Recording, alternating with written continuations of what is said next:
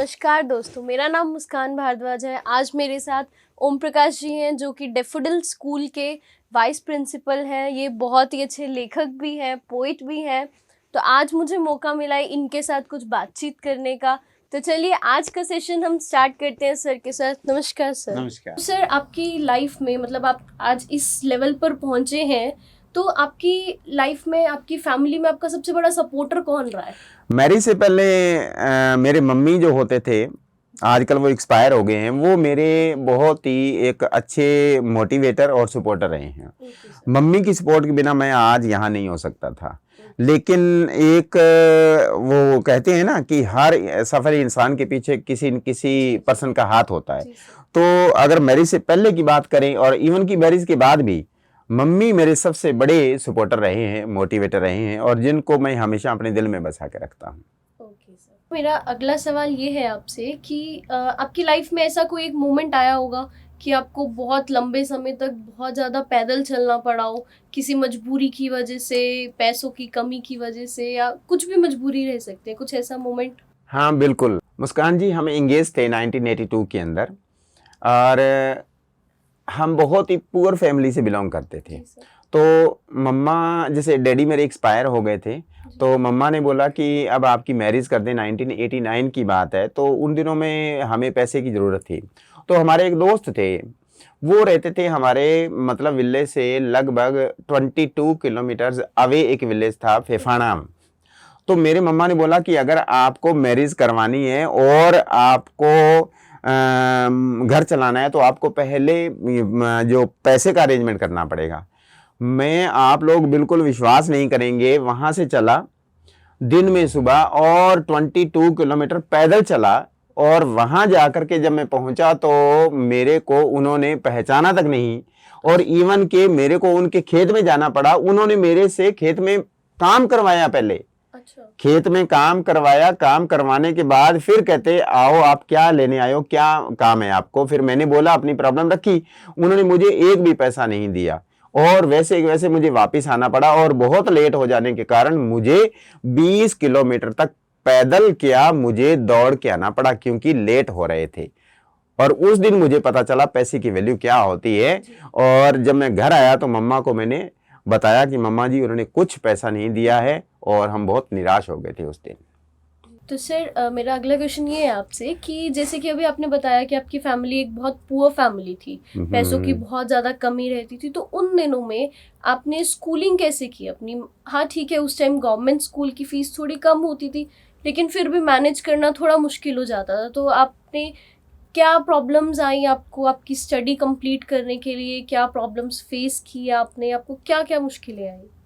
Second third के अंदर ही हम हुआ करते थे, गवर्नमेंट स्कूल के स्टूडेंट होते थे, और मम्मी डैडी सबसे पहले अर्ली इन द मॉर्निंग ये बोलते थे कि आपको पहले खेत जाना है। अच्छा। पहले आप हमारे ये जो पशु हमने रखे हुए थे, मम्मी डैडी ऐसे बोलते थे कि पहले आप खेत जाओ, चारा काट के लेके आओ, फिर आपका स्कूल जाना पॉसिबल हो पाएगा, अदरवाइज नहीं। हमें सुबह अर्ली इन द मॉर्निंग खेत जाना पड़ता था, और फोस्टर जो चारा लेकर के आना पड़ता था, और चारा ला करके उसे जो पूरा तैयार करके उसे फिर रखना पड़ता था, और उसके बाद फिर स्कूल में जाया करते थे।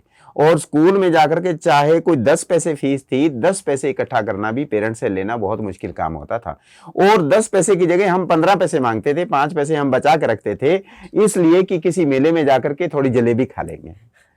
तो सर, जैसा कि आपने बताया कि आपकी स्कूलिंग जैसी भी रही, उसके बाद आपने अपना कॉलेज ज्वाइन किया डिग्री के लिए, तो उसके बाद सर आपने आगे जाकर इंग्लिश सब्जेक्ट को क्यों चूज़ किया? आपने इंग्लिश लैंग्वेज को क्यों चूज़ किया, और क्या आपके घर वालों ने आपको सपोर्ट किया था? क्योंकि उस टाइम में इंग्लिश लैंग्वेज को इतना ज़्यादा नहीं दिया जाता था सपोर्ट। हाँ, इतनी अवेयरनेस नहीं हाँ थी। जी। बिल्कुल, ये बात आपकी पक्की है। जैसे उन दिनों के अंदर 6th क्लास के अंदर हमें इंग्लिश का सब्जेक्ट शुरू होता था। अच्छा।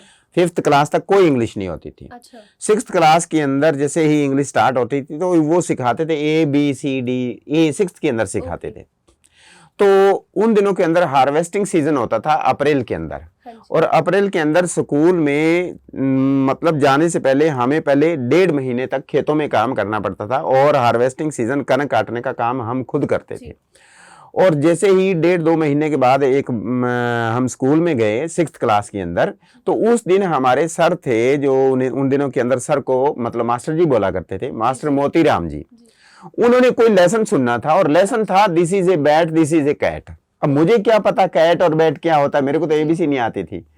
और जैसे ही मैं स्कूल में गया तो उन्होंने, जब मेरी बारी आई तो मेरे को कुछ आता नहीं था, तो आप हैरान हो जाएंगे, जैसे ही उन्होंने मुझे अपने पास कॉल किया और मुझे तो कुछ आया नहीं, तो उन्होंने इतना जोर से स्लैप लगाया कि मैं उस कॉर्नर में जाके गिरा। अच्छा। और फिर उन्होंने ऐसे किया, कम हियर, तो मैं रोने लग गया, बहुत चिल्लाया, मेरे को फिर बुलाया उन्होंने। अब मैंने समझा मेरी आज जो मेरा अंत आ गया है।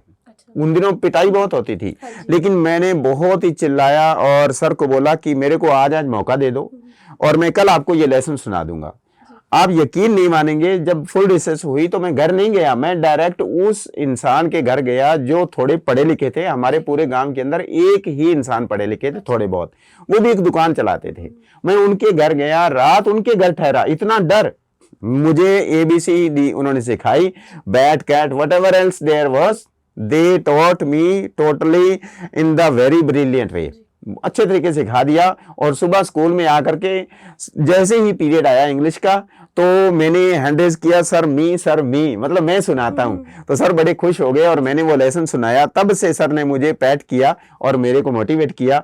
उनकी मतलब थप्पड़ से, उनके स्लैप से मैंने इंग्लिश सब्जेक्ट चूज किया और मैं आज आपके सामने इंग्लिश लेक्चरर हूँ। और हमने इंग्लिश को इसलिए चूज किया। जी। तो सर, जैसा कि अभी आपने बताया कि वो एक थप्पड़ था जिसने आपकी लाइफ ऑलमोस्ट चेंज कर दी, इंग्लिश लैंग्वेज की तरफ आपको मोटिवेट कर दिया। तो आपके अकॉर्डिंग एक सक्सेसफुल पर्सन होने के लिए हमारा क्या माइंडसेट होना चाहिए, या फिर एक सक्सेसफुल बनने के लिए, सफलता पाने के लिए हमें किस तरह से अपनी लाइफ में आगे बढ़ना चाहिए, और बाय चांस अगर हमें सफलता नहीं भी मिलती है तो फिर हमें उसके अकॉर्डिंगली कैसे बिहेव करना चाहिए? अगर तो सफलता आपके दिल तक है फिर तो सही है, और अगर सफलता का फितूर आपके दिमाग में चढ़ गया ना, और आपको दिमागी बुखार हो गया सफलता का, तो उस दिन से आपका पतन शुरू हो गया। इसी तरीके से जब कोई सफल इंसान लाइफ के अंदर सफलता का एक फितूर लेकर के और ईगो में आ जाता है, तब वो नीचे गिरना शुरू हो जाता है। और जैसे ही वो नीचे गिरना शुरू हो जाएगा, असफल होना शुरू हो जाएगा, तब इंसान को क्या करना चाहिए, वो असफलता दिल से लगानी चाहिए और दिल से लगा करके फिर सफल होने का कोशिश करना चाहिए। और एक ना एक दिन उसे दोबारा सफलता जरूर मिलेगी। मतलब हमें सफलता को सेलिब्रेट करना है, ना कि ईगो में आना है। ये है जो सफल और असफलता का जो सीक्रेट है। सफल होने के लिए माइंडसेट होना चाहिए गोल सेटिंग माइंडसेट। और गोल सेटिंग मतलब minute to minute, hour to hour, day to day, week by week, और मंथ बाय मंथ, और ईयर बाय ईयर। मतलब हर स्टेप टू स्टेप हमें गोल सेटिंग करके रखना है और फिर उस गोल को अचीव करके फिर उसे सेलिब्रेट करना है, और सेलिब्रेट के बाद फिर नेक्स्ट गोल पे जंप करना है। इस तरह से धीरे धीरे स्टेप बाय स्टेप जो इंसान गोल सेटिंग माइंडसेट से चलता है वो कभी फेल नहीं होता है। तो सर, जैसा कि अभी आपने बताया कि हमें अपने माइंड को सेट करने के लिए गोल सेटिंग करनी पड़ती है, minute to minute, hour to hour वाला। तो आपके अकॉर्डिंग हमारी लाइफ में समय का क्या महत्व होना चाहिए, मतलब टाइम की वैल्यू? क्योंकि आजकल के टाइम में ऐसा होता है, लोग टाइम की वैल्यू जनरली नहीं करते हैं इतनी अच्छी। बट जी। आपके अकॉर्डिंग आप क्या कहना चाहेंगे इसके? Time is the greatest teacher. Time हमें सिखाता है कि हमें क्या करना है। हमने क्या करना है वो हमें पता नहीं है, टाइम बताता है कि अब हमने क्या करना है। और जो टाइम के अकॉर्डिंग बदलते नहीं है, टाइम उन्हें बदल के रख देता है। और जब टाइम बदलता है ना, तो टाइम का लगा हुआ स्लैब कभी भूलता नहीं है। दर्द बहुत होता है जब टाइम बदलता है। तो इससे हमें ये सीखने को मिलता है कि जो इंसान टाइम की इंपॉर्टेंस नहीं करते या फिर देते या फिर वैल्यू ऑफ टाइम नहीं समझते, टाइम उनको बर्बाद करके रख देता है, क्योंकि उन्होंने टाइम की महत्ता को जाना नहीं है। और टाइम का लगा हुआ स्लैब जिंदगी में कभी भूलता नहीं है। तो सर, अभी जैसे कि मैंने जाना है आपकी फैमिली के बारे में, आपका बचपन कैसा रहा, शादी तक का समय कैसा रहा, तो आपने बहुत ज़्यादा मेहनत की है, ये तो सुन के बहुत साफ साफ समझ में आ रहा है। तो जब आपने फर्स्ट अपनी कमाई की होगी, तो वो चलो बचपन में वो तो सब अपने पेरेंट्स को देना होता होगा, जो भी आप खेती करते थे या जो भी, बट जब एक ऑफिशियली आपने जब अपनी फर्स्ट इनकम ली थी तो आपको कैसा फील हुआ था? ऑफिशियली कमाई से पहले मेरी खुद की कमाई जो मैंने घर पे दी थी, वो एक मुझे वो मौका याद आ रहा है, मैं आपको बताता हूँ। उन दिनों के अंदर हम पैसे पैसे को तरसते थे, पाई पाई को तरसते थे। कॉलेज में पढ़ता था और कॉलेज में उन दिनों थोड़ी छुट्टियां चल रही थी और सीजन चल रहा था, हार्वेस्टिंग सीजन, चने काटने का सीजन। मेरे पड़ोसी जाया करते थे मजदूरी करने के लिए, तो मेरे को भी उन्होंने बोला कि अगर आप फ्री हैं तो आप भी चले चलो, आपको भी मजदूरी मिल जाएगी। मैं उनके साथ चला गया। गांव से कम 10-12 किलोमीटर दूर खेतों में जाकर के हमने चने काटने का काम शुरू कर दिया। लेकिन मेरा पहला दिन था और पहला दिन होने की वजह से लगभग 12 बजे के करीब मुझे मतलब स्टमक पेन हो गया, पेट में दर्द हो गया और मेरे से चने काटने का काम मतलब हो नहीं पाया और मैं धूप के अंदर ट्रॉली के नीचे आकर के सो गया। तो मालिक आया, उन्होंने कहा कि अगर आप आगे अब आधा दिन चना नहीं काटोगे तो आपको मजदूरी आधे दिन की मिलेगी। तो मैंने कहा कोई बात नहीं, आप आधे दिन की मजदूरी दे देना। शाम हो गई, शाम को जब घर आए तो उन्होंने सब मजदूरों को लाइन में बिठाया, सबको 20-20 रुपए मिले, सबको 20 रुपए मजदूरी मिली दिन की। लेकिन मेरा जब मेरे टर्न आई तो मेरे को 10 रुपए वाला नोट मिला और 10 रुपए वाला नोट लेकर के मैं घर आया और मम्मा के हाथ में थमाया। मम्मा ने मुझे 10 बार तो चूमा, 10 वाला नोट लेकर के 10 बार मुझे चूमा कि मेरे बेटे की पहली कमाई आई है।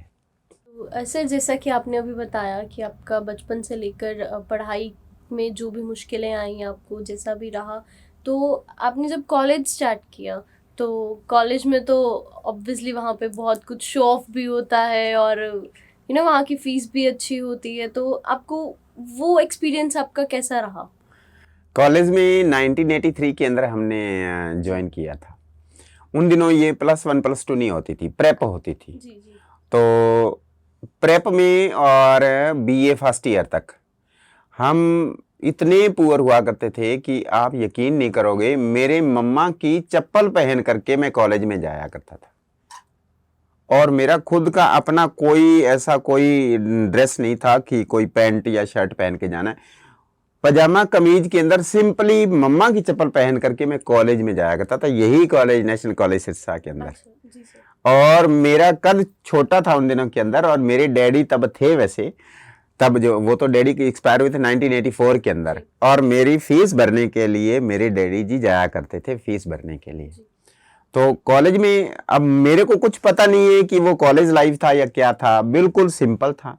मैंने पहली फिल्म जो मेरे दोस्तों ने मुझे फोर्स करके कंपेल करके जो मुझे दिखाई, वो जब हम बीए फाइनल ईयर में थे। अच्छा। जब बंसल सिनेमा के अंदर कालिया फिल्म लगी थी, वो मुझे धक्के से ले गए थे और फिल्म देखता देखता मैं डर रहा था कि मेरे पेरेंट्स को पता ना चल जाए कहीं। सर, जितना मैंने अभी आपके बारे में जाना है तो मुझे आपकी पर्सनालिटी बहुत अच्छी लगी है।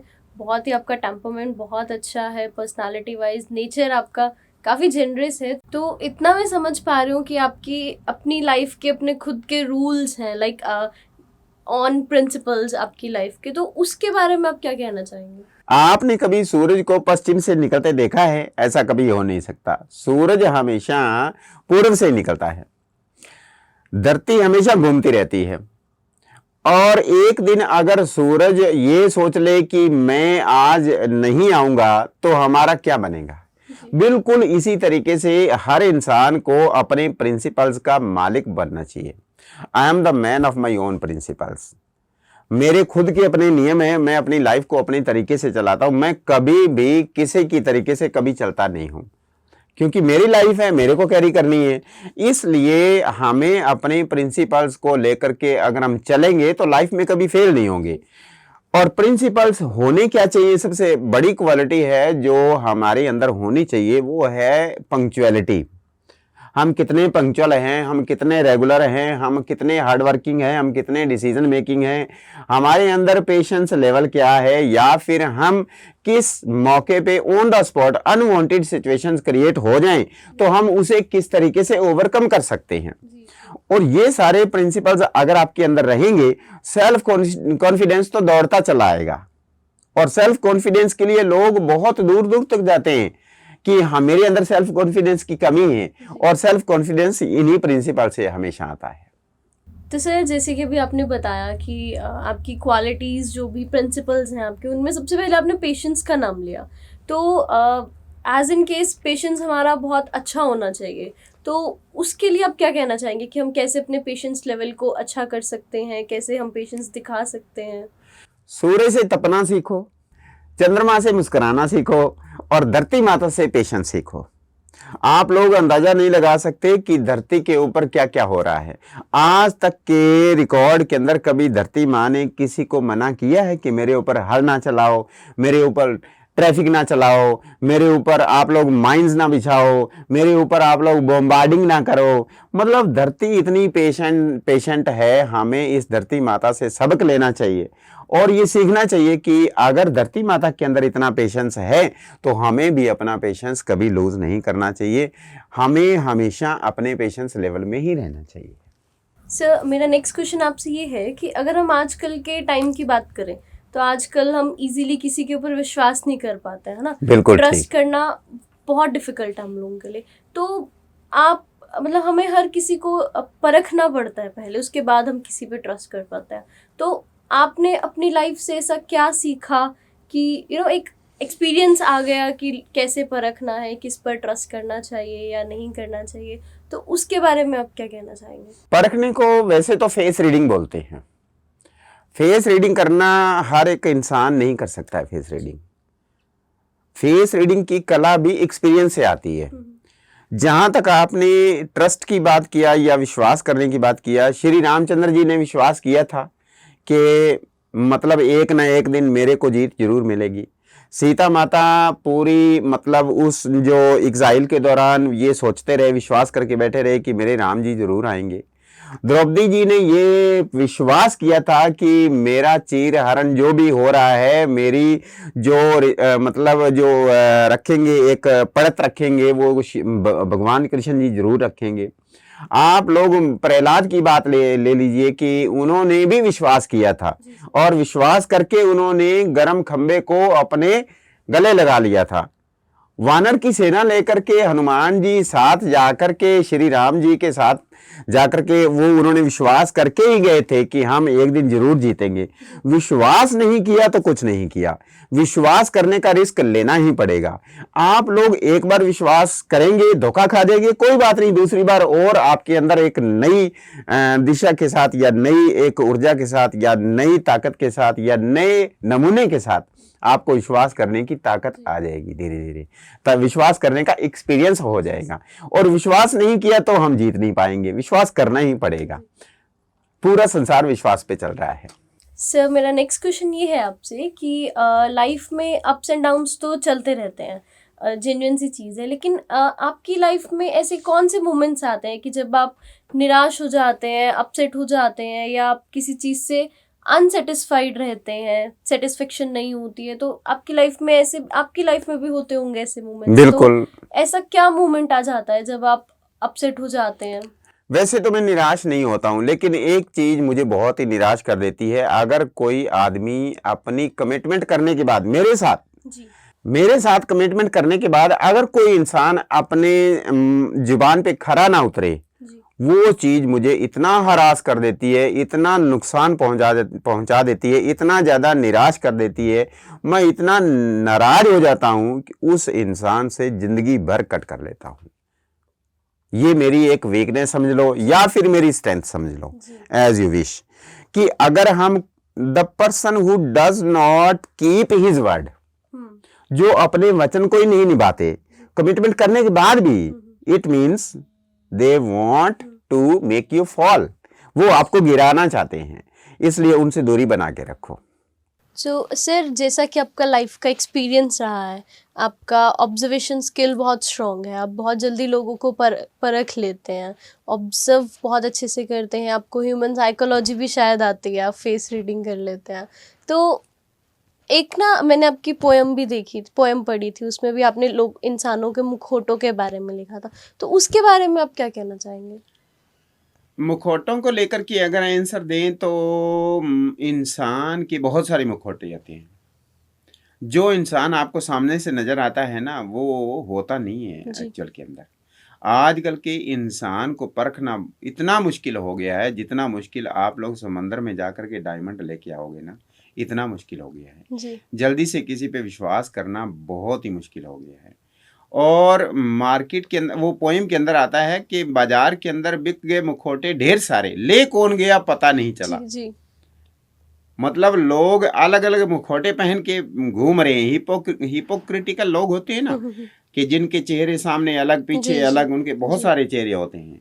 और दूसरी बात, जो ऑब्जर्वेशन स्किल की बात करी आपने, उसमें ये है कि कपिल शर्मा जी का शो आप देखते होंगे। जी कपिल शर्मा जी सिर्फ ऑब्जर्वर हैं, जो ऑब्जर्व करते रहते हैं जी चीज़ों जी को। इसी तरीके से मैं भी ऑब्जर्व करता रहता हूँ, परखता रहता हूँ, और ऑब्जर्वेशन करते करते करते करते पूरी लाइफ चली गई ऑब्जर्व करके। तो ये धीरे धीरे एक्सपीरियंस से हो जाता है। जी और दूसरी बात, अगर आप नेचुरल तरीके से ऑब्जर्वर हैं तो आपको ये सब इजी लगेगा। मेरे लिए ये सब नॉर्मल है। आपको ऐसा लग रहा है कि शायद सर के अंदर ऑब्जर्वेशन स्किल जो बहुत ज़्यादा है, अगर आप लोग भी ऑब्जर्व करने की एक ताकत रखने लग जाएंगे या माइंडसेट कर लेंगे, आप लोग भी बहुत अच्छे ऑब्जर्वर बन जाएंगे। तो ये था हमारा आज का सेशन ओम प्रकाश जी के साथ। हमें बहुत अच्छा लगा सर आपसे बात करते हुए। Thank you. आज सर की लाइफ के बारे में जो कुछ भी जाना है, आई गेस बहुत कुछ आप लोगों को भी सीखने को मिला होगा। मुझे तो बहुत कुछ सीखने को मिला है, मतलब बहुत कुछ जाना है, लाइफ के अप्स एंड डाउन्स, हर चीज़। तो हमें आगे भी इनकी लाइफ से कुछ ना कुछ सीखना चाहिए, और डेफिनेटली आज भी बहुत कुछ सीखने को मिला होगा। So thank you so much sir, आज का ये सेशन इतना थैंक यू। ब्यूटीफुली कंप्लीट करने के लिए। Thank you very much.